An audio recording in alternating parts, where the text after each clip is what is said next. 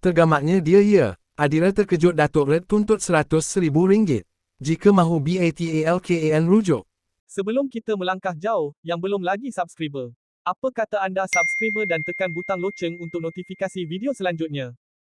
Kemelut antara penyanyi terkenal, Adira Suhaimi dan bekas suaminya, Datuk Red nampaknya masih belum menemui jalan penyelesaian. Lebih mengejutkan, Adira mendedahkan satu syarat yang disifatkan tidak masuk akal dikenakan terhadapnya hanya untuk menamatkan isu pengesahan lafaz rujuk yang sedang berjalan di mahkamah. Adira mengakui dia tidak bersetuju dengan tuntutan tersebut kerana merasakan ia tidak logik, apatah lagi dia kini perlu menanggung 4 orang anak tanpa bantuan. Syaratnya ialah dia meminta saya menggugurkan saman sivil saya terhadap dia atas tuntutan hutang dan nak saya beri dia wang tunai RM100,000 untuk dia batalkan rujuk ini.